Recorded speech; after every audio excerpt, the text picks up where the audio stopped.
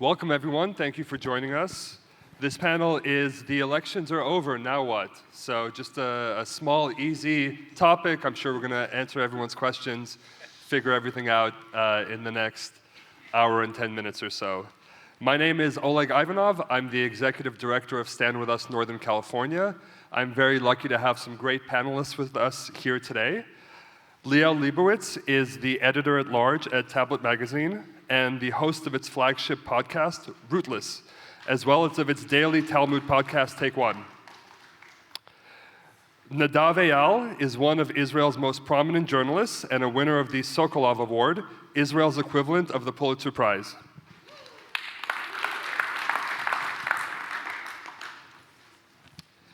Liz Hirsch Naftali is the great aunt of Abigail Mor Edan, a 3-year-old who was held hostage in Gaza for 51 days.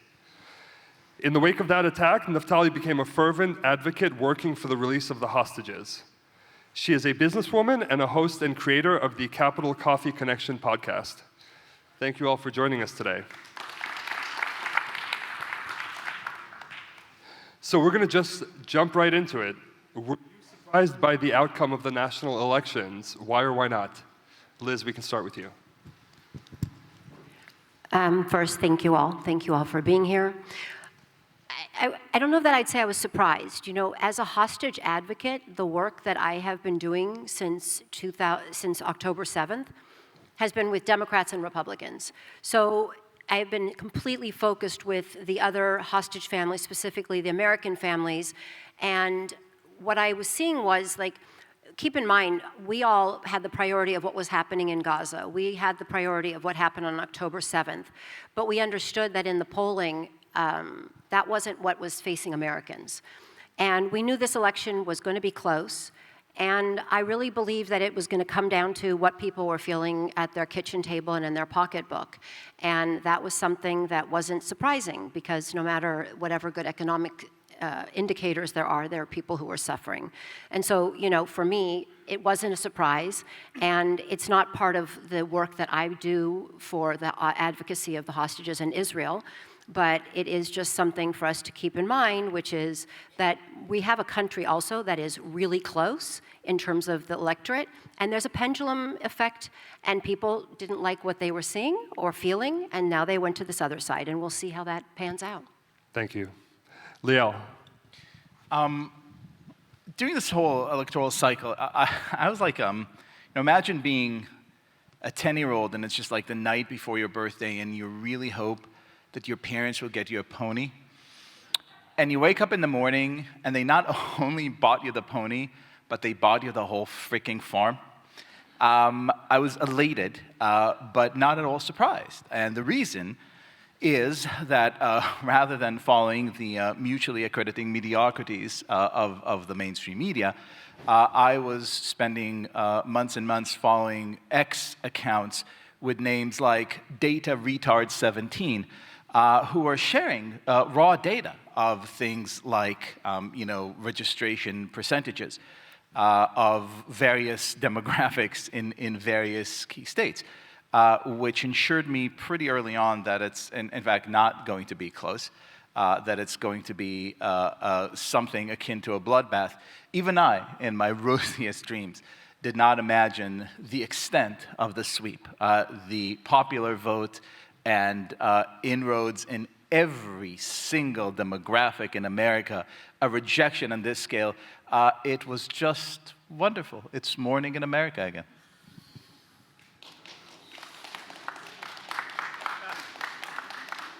You're going to hear a lot of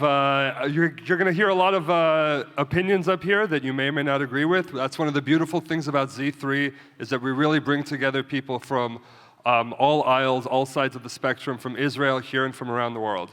Thank you, Liel. Nadav.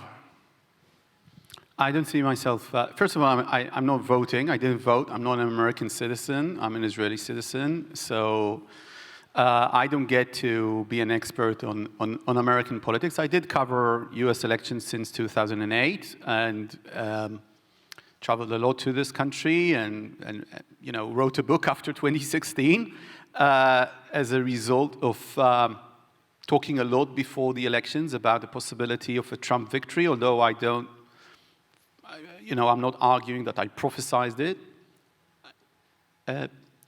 For me, let me give you just one vantage point. I came to this country to teach. I came in August. And one of the things that struck me, just starting to build the life here, technically speaking, is the extent to which my feeling was that things were not working the way that I knew America to work. And I, again, traveled to this country many, many times, and I was amazed by anecdotes, not by data. I didn't have the data to support them, although I did. I saw that 2/3 of this country think that it's in the wrong direction. This is usually, something, you don't need to go even to voters' registration. Usually when 2/3 of the country are saying it's going the wrong way, the incompetent is going to lose the elections. It's just as a general rule. But what I saw in the US, what I saw in big cities, and I'm not talking only about New York, when I visited, was very different. But it had a lot to do with, I lived in the UK for years, and the UK sort of prides itself to being famous with red tape and bureaucracy. And I couldn't believe the amount of bureaucracy that I was engaged with in this country. And I can give a host of examples, or the way in which I got the feeling that American consumers, it's not that they're paying the high prices that they are paying, but that they're not getting what people in other countries are getting for these high prices. And I'm coming from Israel, which is quite an expensive country to begin with.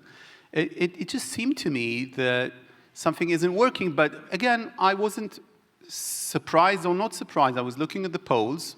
The polls kept saying that it's a close race. And as someone who's not covering the race, is not an American, I basically told myself, go with the data that you do have. And it seems quite close. Every element that I saw with my own eyes, for instance, traveling to Pennsylvania and writing about this before the elections, I traveled to areas like Northampton, which is a specific county that goes, with usually with whoever wins the presidential elections. And all I could see there was a lot of paid advertisement with the Harris-Biden campaign. Everything was paid.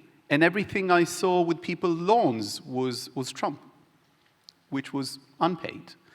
And again, one of the things you need to warn yourself when making observations about America is that it's a big place. And I come from a very small country. So I was very modest as to that. And I want to see, the results. I want to see not only the exit polls, but also the analysis that we're going to have in a couple of months to see what really happened. And I was mainly, again, impressed by the way that the US democracy responded immediately after the elections. And I always wonder, of course, what would have happened if it was the other way around. But maybe the other panelists here be more experts on that. Thank you, Nadav. Turning from looking backwards to looking forwards, Liz, I want to start with you again. You've been having a lot of conversations with elected officials around the hostages, bringing them home, which we all want to see happen as soon as possible. What do you think we can expect from a second Trump administration, and how might it be different or similar from the first? Well, to expect, first, my belief is that you're going to get what Trump said he's going to do. You already see with the nominations of Marco Rubio to be the Secretary of State or Huckabee to be the ambassador. You see the direction, which is what Trump and his team and his administration has said that his potential administration, and that's what we're getting. And so there's not like a big surprise in that piece. What I look at it as I say, right now, and I go back to the hostages, and I'm going to use this audience as the people who need to hear this, which is President Biden, a group of American hostage families, we've met with this administration for a year plus now. And we met with the president in his office, in the Oval Office, a few days ago in Washington, D.C. And one of the things that he was very clear is that obviously he keeps working in his administration 24 hours, 7 days a week. And he has said, though, that there's an incoming administration and that by the way, President Trump and President-elect Trump, same person, he has said throughout this last few months that the hostages must be released, that the fighting needs to stop. And he said in many ways that this needed to end before he became president again.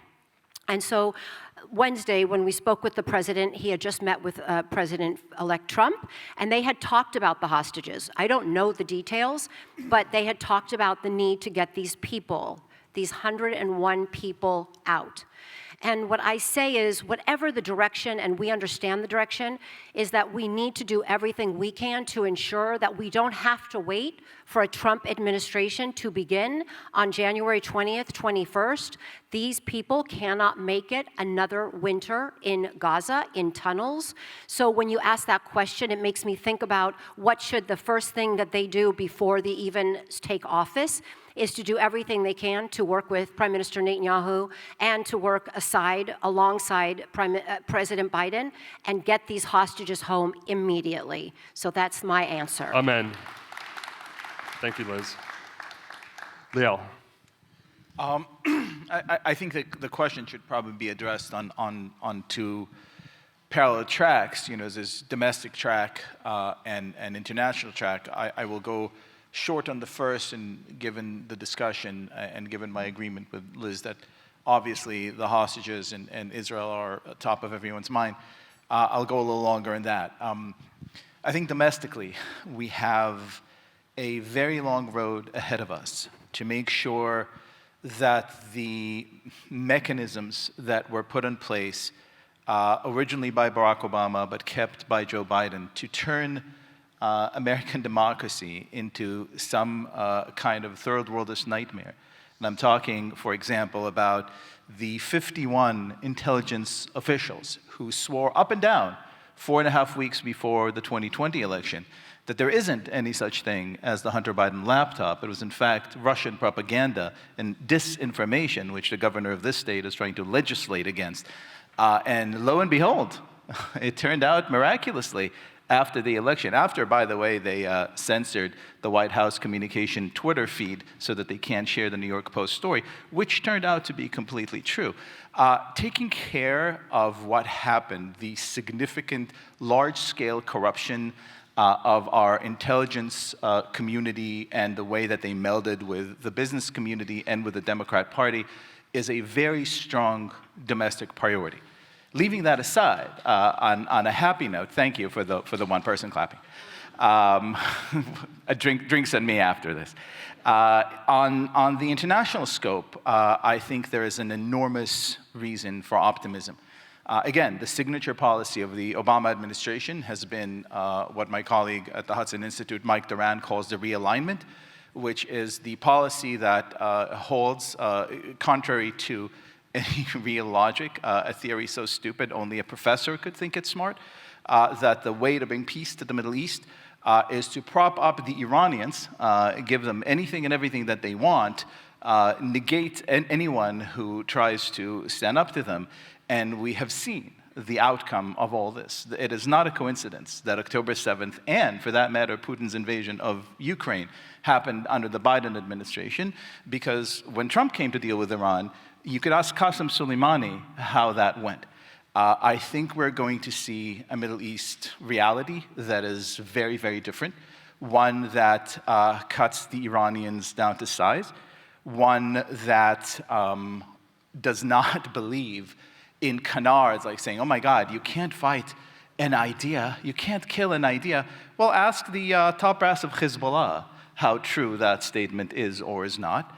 And I hope, most importantly, put an end to the dangerous delusional fantasy that it is somehow in our interest to pursue a thing called a Palestinian state. The appointment of Mike Huckabee is tremendously optimistic on that end, and I think we would have a sane, reality-based foreign policy once again in America. Thank you, Liel. It's great having an Israeli voice here on stage. Nadav, we would love to hear from you on this question. Well, technically, I'm also Israeli. I have to be clear about that. There we go. Two Israelis are better than one. This is kind of two. Ish. Come and live there for a while. Qualify. No? Oh, right. I tried. First of all, I think it is to an extent unpredictable. And I'm saying to an extent because really it's an understatement. Really.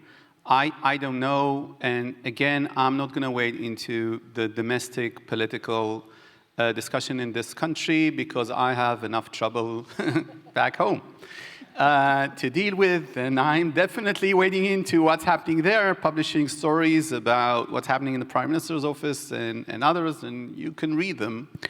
I do want to say something general about the Middle East.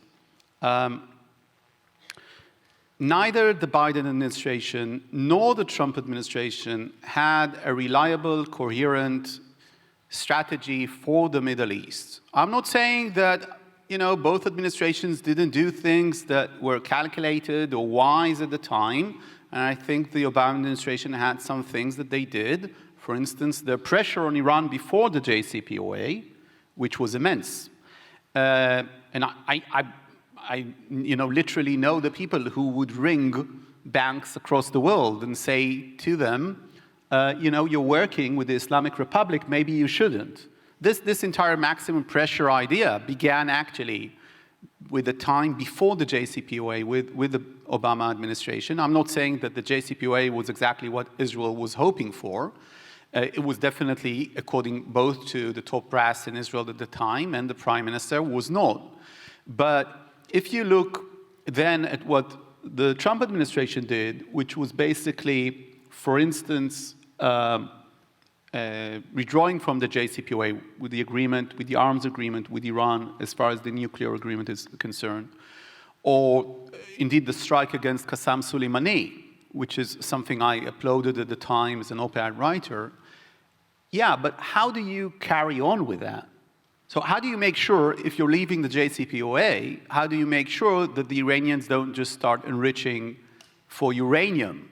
So many Trump supporters would say, yeah, but they didn't do that as long as Trump was in power, but then they felt emboldened. Yeah, well, the thing about strategy is that it's maintaining a line that deals with actual things that might happen in reality, and it tells you where you want to be in 5 years from now. And I don't think that the Biden administration, the Trump administration, and to an extent the Obama administration, although they tried strategy there, even if it didn't really succeed, that they had a good idea about this. And the fact that the US wouldn't have a good strategy for the Middle East, which is coherent and thorough, and it will be maintained, by the way, even through administrations that might be from a different party, that's a big, big problem. And I even would say that we wouldn't have had the kind of events that we had on October 7 if the US had a coherent strategy for the Middle East. And I'll tell you exactly what I mean. I mean, how do you tackle bad actors in the Middle East in the long run? So beyond, ordering this strike, or beyond making threats, or beyond saying, like the Obama administration said, we need to have agreements and we need to move this into the diplomatic arena, or getting something done with the Palestinian-Israeli record, that's fine. That's your wishful thinking. But in a realist world, what do you do in order to make sure that the bad actors don't ruin the area and chances of normalization in the long run? So I'll give you a good example to that. A big chunk of credit goes to the Trump administration for the Abraham Accords. And nobody believed that the Trump administration would be able to do that. And they didn't even get credit at the beginning after the Abraham Accords because people were so surprised and they didn't want to give the Trump administration credit. And I do, because again, I'm an Israeli and I just don't care about partisanship in this country in that sense. But how do you make sure that the Iranians are not going to ruin the Abraham Accords? What do you do?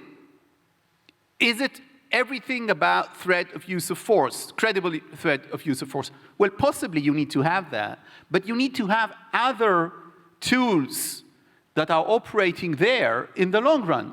So one of the things that happened with the Biden administration, or the Obama administration, to an extent even with the Trump administration, is that they were saying, let's move it away from the combatant, war, armed struggle kind of phase, and let's move it away towards negotiations, peace agreements. Yeah, I agree with that. As an Israeli, I want that.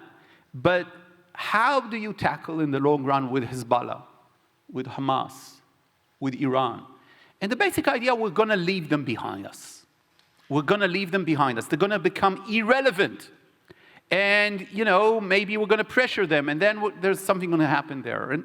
And sometimes my Republican friends say, yeah, but it's unfair because Trump has been much more aggressive towards these bad actors than others. And then I tell him, look, if you think that there was no fallout after the Singapore summit, does someone here remember the Singapore summit? I was there.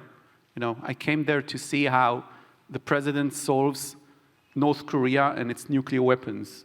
And I know how this influenced the Iranians looking at that, seeing that actually, nothing happened beyond a handshake. And then the president came back home and said, I'm paraphrasing, but not really paraphrasing, the problem is solved, right?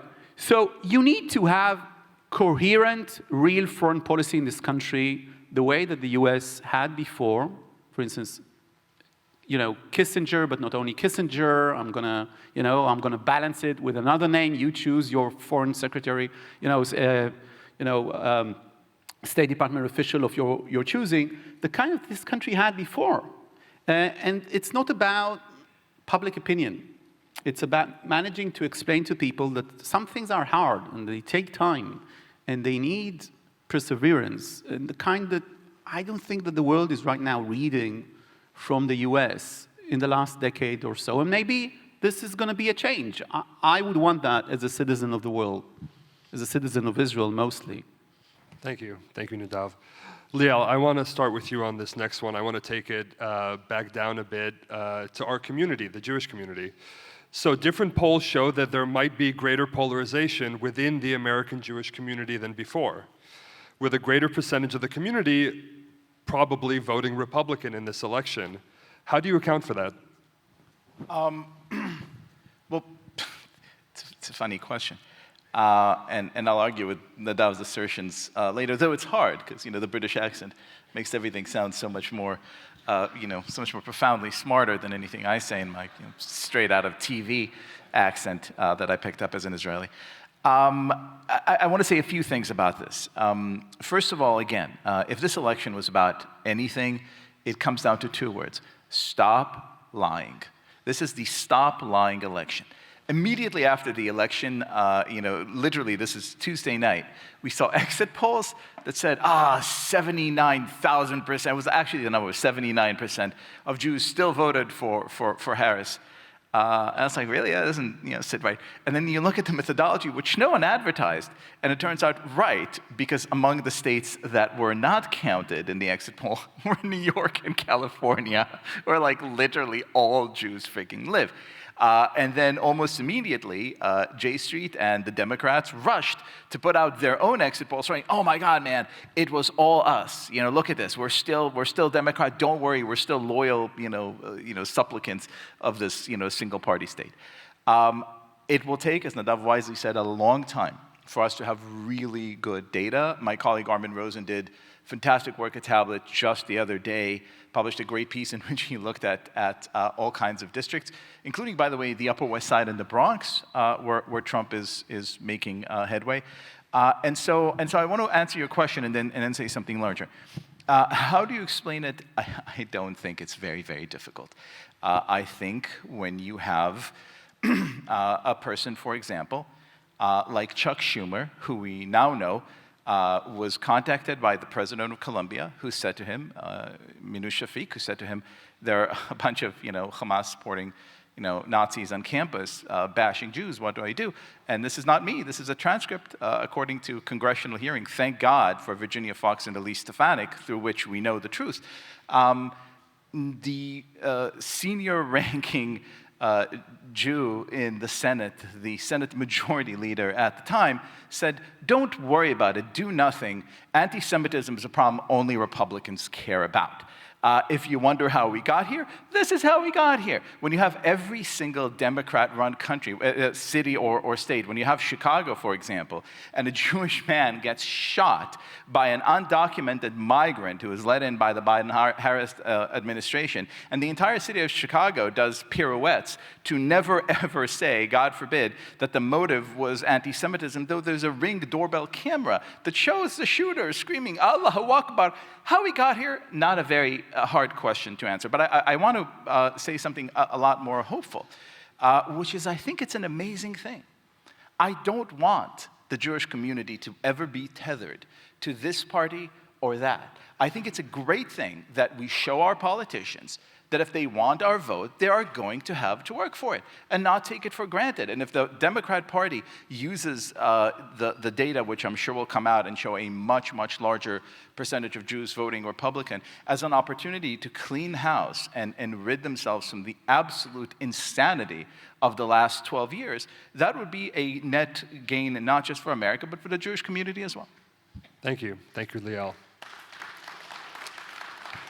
Liz, you're a New Yorker, an Israeli, you go back and forth. What do you think of this shift? So much there to unpack. Look, I'm going to turn the question around a bit because I'm not here to bash either side. My colleague here has a definite opinion, Yes. and I really respect it. But I'm going to turn it around and say, you know, before October 7th, on October 6th, I was a Democrat. I really worked hard to elect leaders that were women, that looked like America, that believed in an agenda of the Democratic Party. And it wasn't because I didn't want to talk to or be with Republicans. It was just that's who I was. That's who I was raised as. Then on October 7th, I woke up. I was in Israel. I was in a bomb shelter. I learned that my niece and her husband had been murdered by Hamas terrorists. At that time, I believed their daughter, a 3-year-old, had been kidnapped and taken hostage. I came back to America. People said, my family and people said, go back to America, you'll be more helpful. And I became a hostage advocate. And what I learned was that we needed, as hostage advocates, as Israel's supporters, we needed Democrats and Republicans. And I spent a year, and I still do this work. Abigail, my great niece, was released at the end of November with the women and children. Thank God, yes. But keep in mind, she was a 3-year-old who had seen both her parents be murdered and then was taken hostage for 51 days. I was desperate. I did not know who to go to. I had been doing Democratic work, truly. But on October 7th, I woke up and I said, I'm an American. That's why, and I'm not an Israeli. I don't have a passport. I've never done political work in Israel. I am an American. And I looked to our American government and I said, who can help me? And I met Republicans and Democrats, House, Senate, far left, middle, right, Jewish, not religious, conservative, evangelicals. And what I found was that we needed really good leaders on both sides, people with heart and humanity that were willing to listen to myself very early on, because I was already back in DC, but then troves of Israelis came. People from Israel, from other nations came to our country to get our support from our leaders. And that balance of having really good Democrats and really good Republicans is something that we all should be thinking about. We can clap for a Republican line, we can clap for a Democratic line, but at the end of the day, we need both Democrats and Republicans, 1, to continue to fight for the hostages, but 2, for Israel's safety and security. No matter what you all say and what all you think, we need strong American government supporting the Israel future. And I'll just go back to, and I like to end on this, which is for our hostages. At the State of the Union, when President Biden spoke, there were only 2 times when Democrats and Republicans stood up. One was in memory of John Lewis. The second was when he brought up the hostages. Everyone stood. And I say to you all here in this room, people listening, but for you to share this, we must keep Israel and we must immediately keep the hostages bipartisan, and we must push that in the next weeks and months that we do everything we can to collectively bring home our hostages and to take care of Israel. Amen. Well said. Thank you, Liz.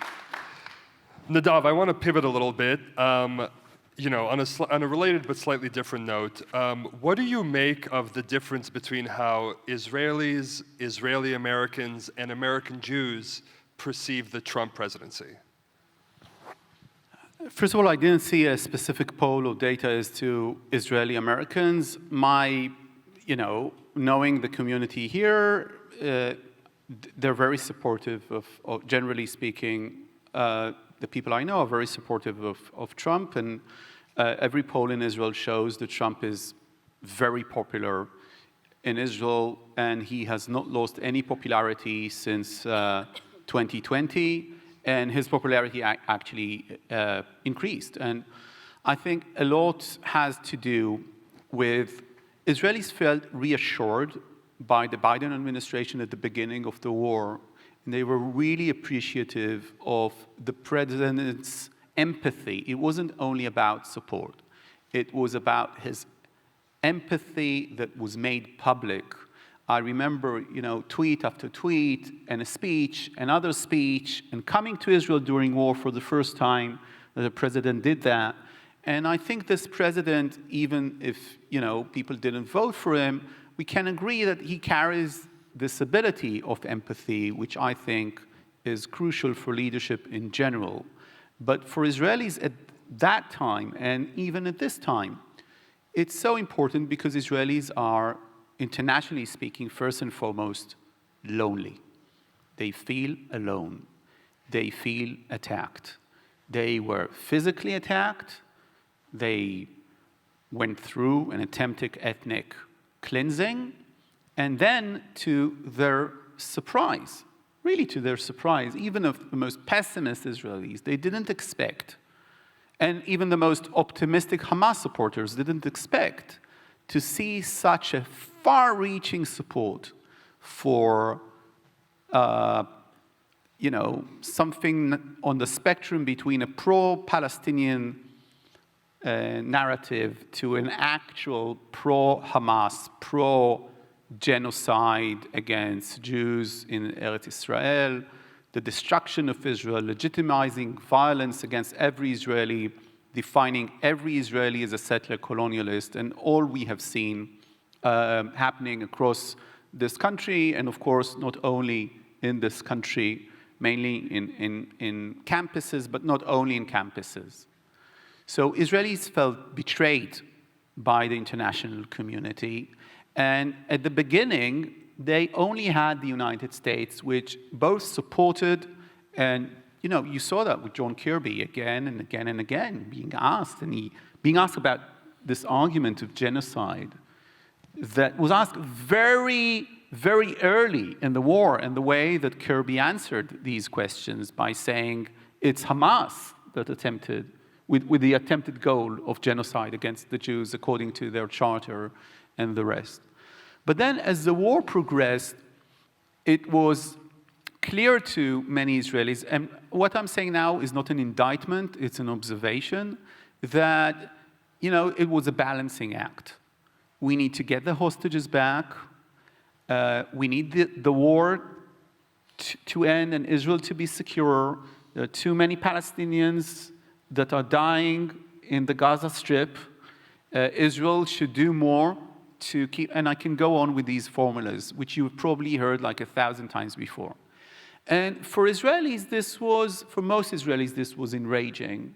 And they felt, again, that this was a political play by the administration and then by Vice President Harris. And I remember myself specifically writing in Twitter after the Vice President encountered someone who was shouting at her that she's supporting genocide. And then he was escorted out of the room, and then I wrote that, if someone sort of accuses you that you're part of mass murder genocide, I don't know if the right answer is to say, we hear you, and we understand that, no, you're being accused of murder, yeah, or assisted murder, you need to give an answer to that. Any way you cut it, you need to give an answer to that. And Israelis saw that no real answer was, and they understood that this is about the base, and this is about parts of the Democratic Party. They saw that, and they weren't happy with it. And many of those Israelis felt reaffirmed with their support of Trump. Now, I need to say another something just to sort of dilute this. Most Israelis, at least those that I talk with, still think that George W. Bush was a great president. And most Americans, and specifically the Trump camp in this country, don't think that, right? They really don't. But most Israelis are like, yeah, George Bush was for us, and it was a sentiment there, right? So the fact that, and I think the George Bush term in office was tragic to the Middle East, tragic, and led to much of the destabilization that we're seeing today. And for instance, one example that nobody talks about is that Bush forced the Israelis to have an open election in the West Bank and Gaza, and to allow Hamas to participate in these elections against the Oslo Accords. This is something nobody knows. And Hamas won the elections, didn't get the power it wanted, and did a coup d'etat in the Gaza Strip. And this is how we got to October. This is just one example. So I'm just saying, there. And the difference, of course, with the Jewish community in this country is that most of the Jewish community in this country, unlike Israeli and maybe Israeli Americans, most Israeli Americans, is supportive of the DNC. I completely agree we need to wait for the data, but I just saw, for instance, the Melman data, which I trust much more than the exit polls, although he's affiliated, and everything. And the Melman data was also, it was the same kind of more than 75%, I think, support. So we're going to wait for that data. But Israelis are turning more and more conservative as time goes by. It became, it was founded as a semi-socialist state. It's today much more conservative. Many more people are religious.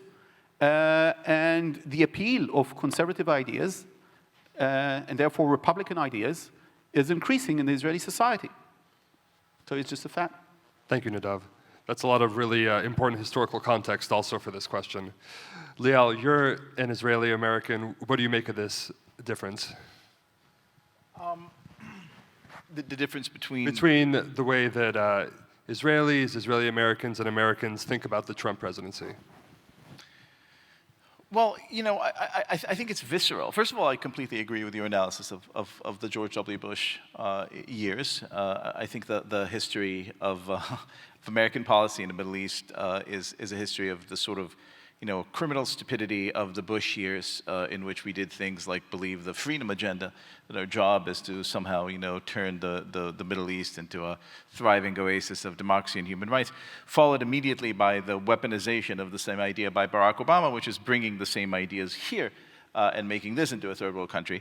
I disagree with you about Trump not having a foreign policy. I think he has a very kind of straightforward foreign policy, which is a kind of realist foreign policy that most Americans who weren't educated by Ivy League universities for the last 30 years would have no trouble kind of understanding as straightforward. About Israelis, look, I think the difference in many ways between some American Jews and Israelis comes down to the same old saying, when you're having eggs, and this is a very Jewish joke, when you're having eggs and bacon for breakfast, the chicken is involved, but the pig is committed. Israelis really can't afford to make a lot of mistakes in their foreign policy ideas, which is why you see Israelis very, very, very rapidly sobering up from a host of fantasies that are, kind of easier for American Jews to entertain. And again, I want to go back and back to the same thing because I think it matters a lot. This is the big fight that we're going to see that's going to, I think, be very challenging for these two communities. The notion of Palestinian statehood, which is something that an overwhelming majority of Israelis, Nadav may correct me if I'm wrong, oppose, and somewhat vociferously and vehemently so. Oppose now. Oppose now, right. And I say it's getting more and more, getting progressively more oppositional. Something that a vast majority of American Jews, especially on the non-Orthodox side of the spectrum, still believe is some kind of noble goal, because we have some kind of responsibility to include the people who are letting us know that they're enemies and wish us dead in every conversation about our future.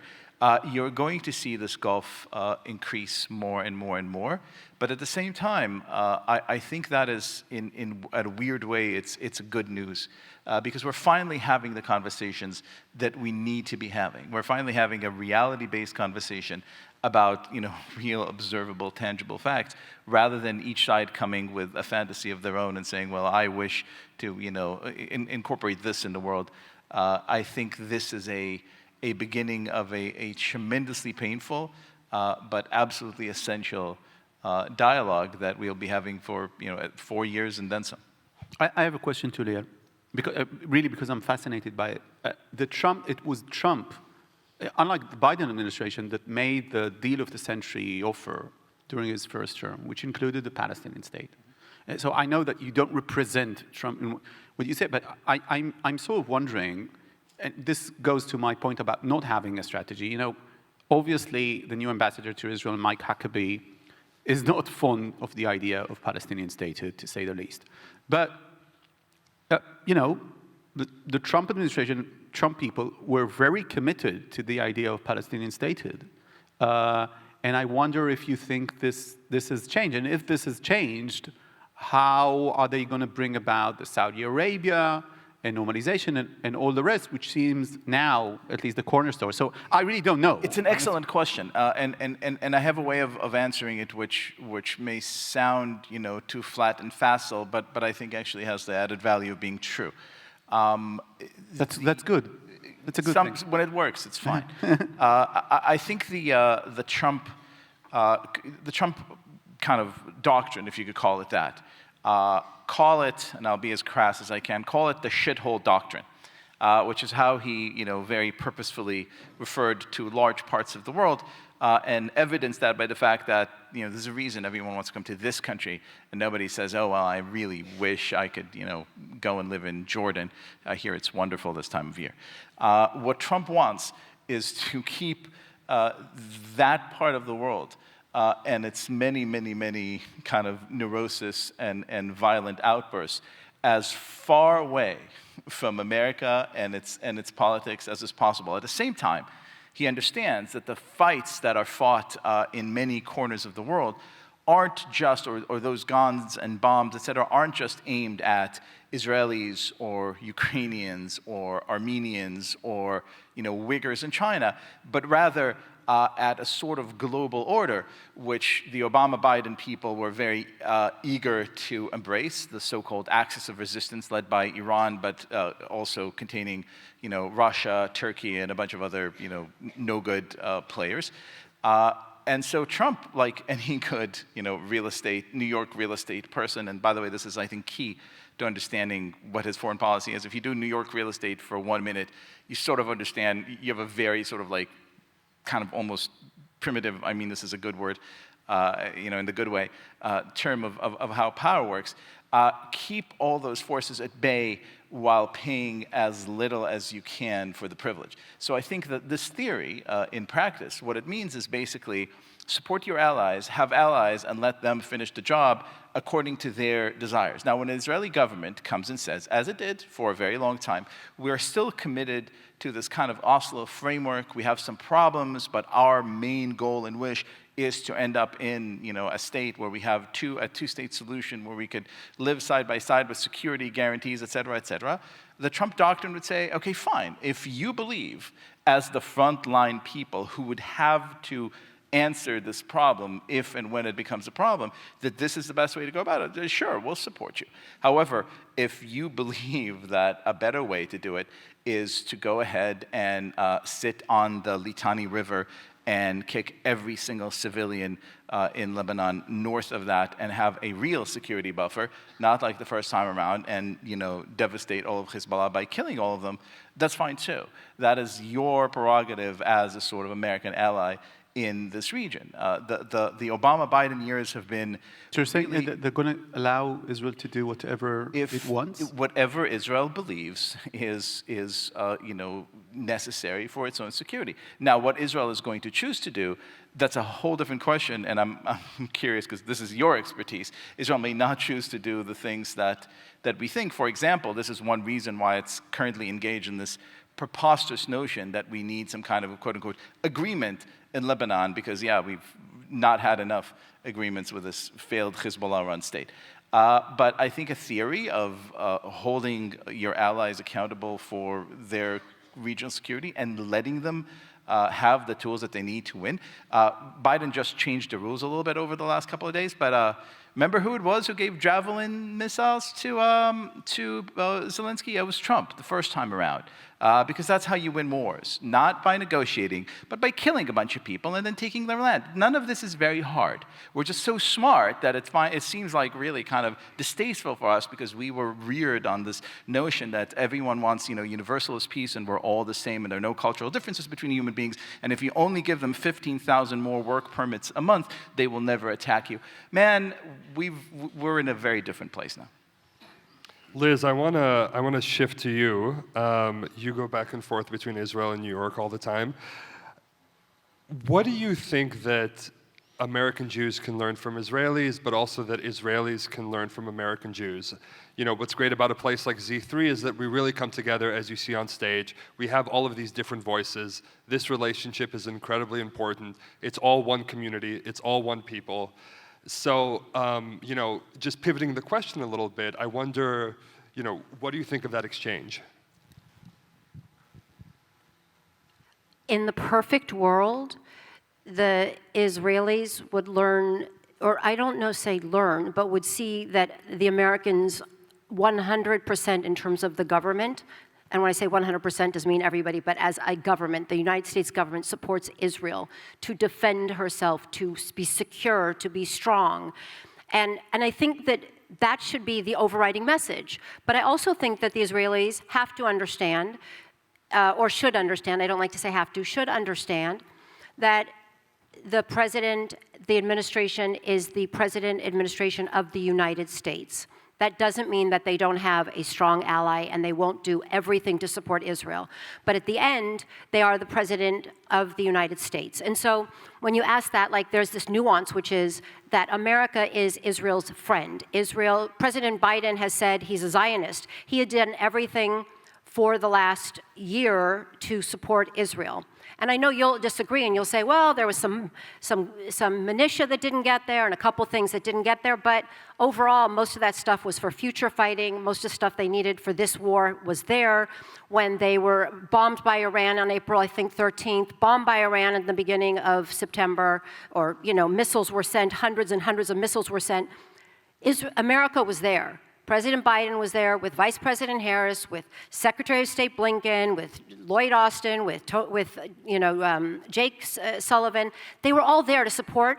And so what I want to say to the Israelis is, you have an administration that was there for you. We can disagree on certain things. I will also say that the administration of President Trump was there for Israel. So we have different ways we look at it, but we have to be very clear that no matter what. And look, on October 7th, when Abigail was taken as a hostage, President Biden came to a warring nation within 10 days. That was the first time a president had shown up in Israel to support and to show what it could do. And I will say to this audience, I'll get to the second part of your question, but I will say to this audience, Abigail and 104 other women and children were released at the end of November. That was because there was negotiations, and it was led by President Biden and his administration, and it was mediated by the Qataris. We're not talking about the Qataris today. I'm not going to go into a geopolitical discussion, but they were the ones who mediated and negotiated. And I can tell you this because I was there in the rooms hearing this, watching it, and knowing that this little 3-year-old who turned 4 2 days before she was released, every day wondering if I was doing what I could do, if the US government was doing what they could do. And I bring it up because if it weren't for President Biden, and this is what the Israelis need to know, if it were not for President Joe Biden and the Qataris, I don't think 105 women and children would have been released from captivity in Hamas. And that is not, I would hope that if it was a Trump administration that I could say the same thing. So I believe that now, as you ask that question of what we can, give to the Israelis or learn from the Israelis is, listen, love of country. And I will say this other part. After October 7th, seeing the country come together, the people, the government, there was nobody that showed up on Kfar Aza where my family was all day long from the IDF. That was a failure. It was a failure that they got in the first place. That was a failure from the leadership and from the Israeli government and others, the military, the intelligence. And I take it very personal, that failure, because my niece and her husband were murdered that day. Abigail was taken hostage. But what I can say, and there's going to be a reckoning, and that will happen. But what I can say about the Israeli people, they showed up. They were there. There were people who came, reservists that came, and they lost their lives to protect people on those kibbutzes. There were Bedouins that came and showed up and took people back and forth. There were parents that came and found their kids, if they could, at the Nova Music Festival and brought them back and forth. There was no equipment for the soldiers that ended up coming. They didn't have vests. They didn't have helmets. They didn't have socks. The Israelis showed up for them. They didn't have food. Israelis were cooking for them and bringing them food. And that is what a sign of an incredibly beautiful country is. And so when you ask that question, those are my answers. And that is how I really feel at this moment, sitting here today. All said. Thank you, Liz. Nadav, I want to turn back to you, and I want to pull back a little bit and take maybe more of a macro approach to some of these questions. Israel doesn't exist in a bubble. The same Iranian government funding and guiding Hamas, Hezbollah, and the Houthis sends drones to Russia to use against Ukraine. How will this incoming administration's policies regarding Ukraine and other global hotspots like Taiwan and the Korean Peninsula affect Israel? Israel, like many other countries in the world, needs a strong US in the global arena. A US that is committed to the values of freedom, liberty, and the defense of democracies. And when I say democracies, I don't mean popular democracies like, or illiberal democracies like Viktor Orban calls them, or religious democracies as Turkey defines itself. I'm talking about the model that has existed in this country since its inception. Without a strong US, Israel cannot survive. I need to make this as clear as possible, and I wouldn't have made this, I would have uttered this without hearing this. And let me tell you from who I heard it. The former Director General of Israel's Nuclear Commission gave me an interview. It was an exclusive. It was the first interview he gave in his life, and he says it's the last interview he'll give in his life. And that interview was during the judicial overhaul in Israel. And the reason he gave the interview is because he was so worried because of what the government was doing. And he was worried because he thought that it is incredibly important for Israel to be aligned with democracies around the world, and he believed that the judicial overhaul is going to tilt Israel away from these democracies. So I was sitting in his living room, and this man, according to foreign sources, is responsible for Israel's nuclear arsenal. So he is responsible for the prime guarantor of Israel's security and survival physically. And then he says to me, without American support, we will not survive. And I say to him, look, this is ironic. I know that you're not going to recognize that, but you were responsible, allegedly, according to foreign sources, to Israel's nuclear arsenal. So Israel can survive anyway, and he says, listen to what I'm saying to you. We will not survive without the US. We will not survive. But what does it mean without the US? The US, for that, needs to be the beacon and the shining city on the hill that it was for people around the world. And I was one of those people in Israel that thought that the Israeli policies as to Ukraine were very misguided. And this is not only a Netanyahu government thing. This happened also during the Bennett-Lapid government. So it's not a partisan issue that I'm criticizing. Israel did not give enough support to Ukraine during the war, and I think that was a mistake. I think that was a mistake because in the 1970s, I don't know if people remember that, Israel had no problem during the Cold War, when it was the USSR, to send its Israeli Air Force and take down Soviet airplanes that were flying in the Middle East. So it's not about, Russia deterring Israel. Israel in the 1970s, which was a much weaker country, and the USSR, which was, a much more powerful country, didn't have trouble doing that. So it's true that this thing is your own security, and the other thing in Ukraine is not your own security. But I see this as an alliance of democracies around the world. And one of the things that I find incredibly important is for the US to retain a coherent foreign policy that supports democracies around the world and supports them really in a robust way. And I think this is a measure of security for small countries in general. Look, countries survive through the liberal world order that was built by the United States since 1945 because the US is there. And small countries suffer most when the order collapses. And I think that what we are seeing in Israel today, and I actually wrote an entire book about that, is what we're seeing in Israel today is Israel suffering from this order starting to crumble. And it begins at the outwards and the provinces of the benevolent empire, and then it proceeds to the center. And this is what we're seeing. And this is why I know that some of the things that I'm saying sound completely distant from some of the things that were said by some people in the circles around this administration, but I still maintain the hope that they will have a coherent strategy to support democracies around the world and to stand against the type of axis of chaos or axis of resistance, but actually axis of terror and hatred that we're seeing stretching from Iran and Russia and North Korea and Hamas and Islamic Jihad and Hezbollah, and you can name those. And we're seeing at least their propaganda spreading into this country. And I think it's very dangerous for Israel's security. So it's first and foremost not about me talking as a general liberal in the world. I'm saying liberal in the classic sense, not in the way that it's used in a derogatory term in this country for one side or the other, but a classic liberal. It's about really Israeli security.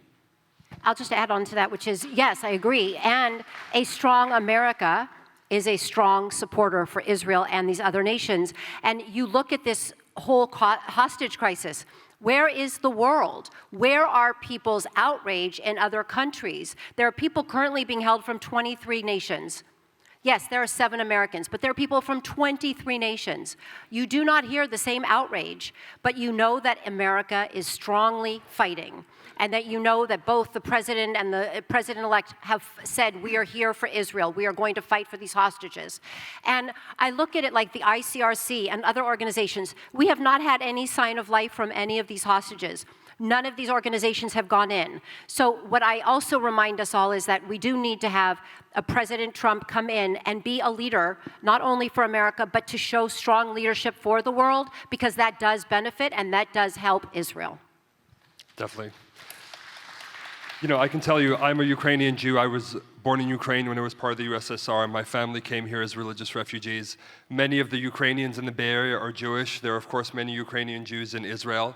What's happening in Ukraine is very close to our hearts. It's very near and dear to us. Many of us still have family and friends there. And you know, I can tell you from personal experience that the week after October 7 last year, when we had a rally in San Francisco, the only diplomat who showed up to speak on stage, other than the Israeli consulate, was the Ukrainian consul general, who said in no uncertain terms, this is one fight, this is one enemy, we're in this together.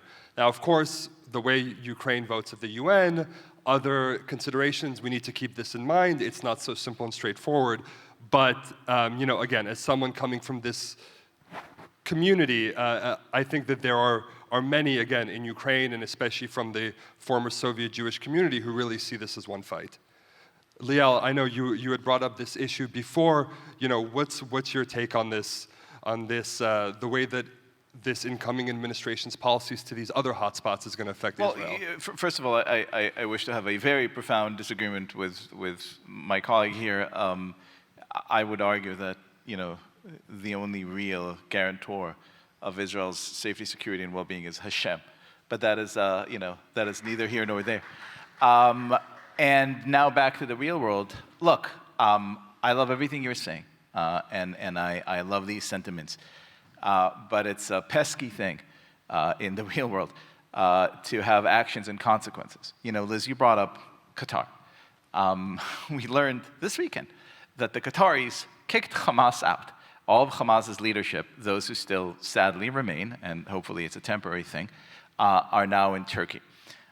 You could believe, it's a complete coincidence, that this happened a week after Donald Trump's re-election. You could believe that the Houthis surrendering literally on the Friday after the election and saying, we hereby announce an end of all aggression against you know, Israelis and American vessels, is a complete coincidence, because this administration sat on its ass while 25% of all global commerce was held hostage by a bunch of morons on boats paid for by Iran. Now, hopes and dreams and prayers and wishes are all very well, and you know, I don't you know, have any reason to doubt you that the people in this administration had, you know, lofty aspirations. Never ascribe malice when stupidity and incompetence are a far better, closer to earth reasoning. But I think we're already seeing a beginning of a shift. When you have an administration like Biden, which, for example, with standing up to China, kept Trump's tariffs, which, by the way, Obama, of course, you know, kind of vehemently rejected, but then reversed course on every other sort of pressure. When you have an administration that immediately jumped back to undo all the sanctions against Iran and make sure that Iran receives all the dollars that are then necessary to buy the missiles that would then, you know, go, you know, there's this meme on the internet in which there's like Iranian missiles and like an American kind of like American-sponsored Iron Shield and the Iron Dome, and the meme is like, U.S. taxpayer money, somehow also U.S. taxpayer money.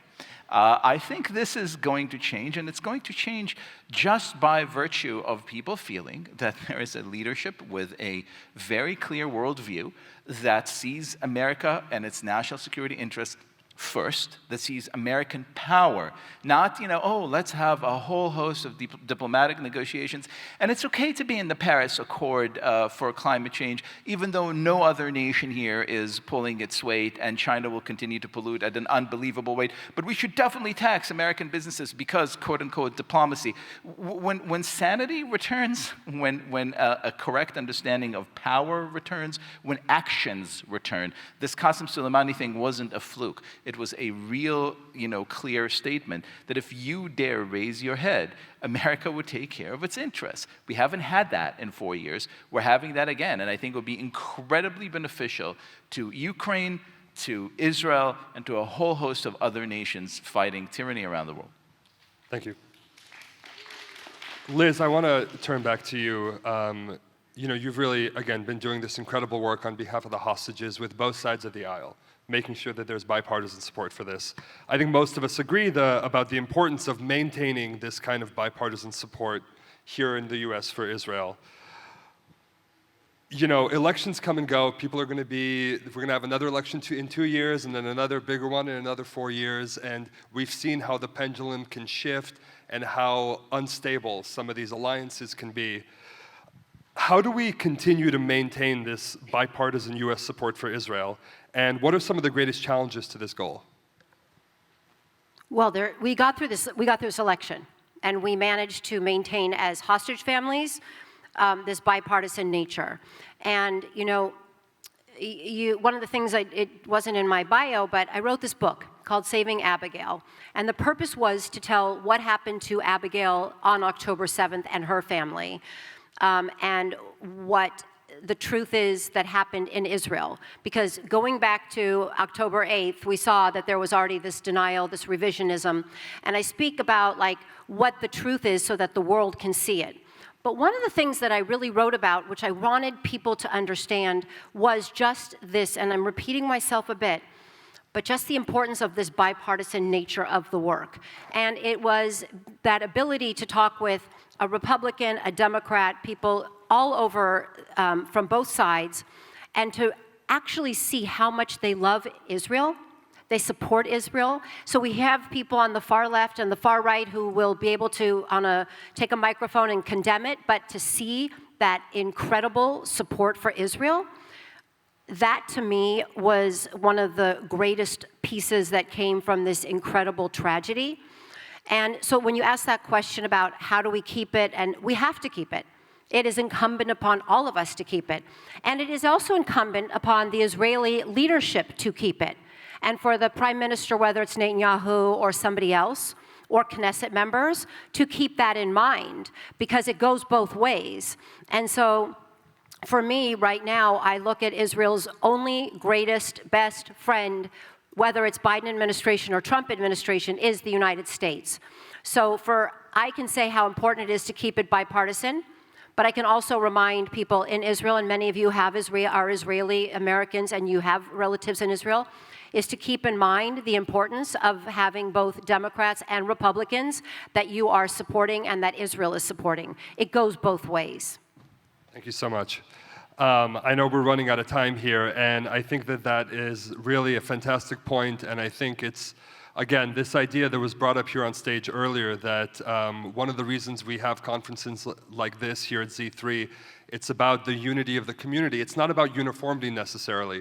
You've heard a lot of different opinions here on stage, a lot of different perspectives. Again, I think this represents the richness, the diversity of our incredible community here in Israel and around the world. And I'm incredibly grateful to our amazing panelists up here. Please join me in thanking Dr. Liel Leibovitz, Nadav Eyal, and Elizabeth Hirsch Naftali for an incredible, incredible panel. Thank you so much. Also, if you wanted to make a last statement here in the last 2 minutes we have, please. My only statement is the way that I finished the last panel, and I'm sorry for saying this again. For me, the most important thing right now is to put pressure on getting the hostages back. And I wrote this, I'm saying this now. I think there's basically one person who can actually make it by inauguration, and that is President Trump. I think he has a unique leverage in the region, with all sides. Liel mentioned some of this leverage. I might not agree with every fine detail to the extent that things are happening, because the American people made their call, but it doesn't matter. Right now, it's President Trump that can get this done. I believe that. I think that the hostage families believe that, in coordination with the Biden administration, and this is something that he should know, that this is a great thing to achieve. They simply cannot survive another winter. There was a meeting this evening with the security chiefs, with Netanyahu, trying to persuade the Israeli government to take a new initiative there. Not everything has to do with Israel or with the US.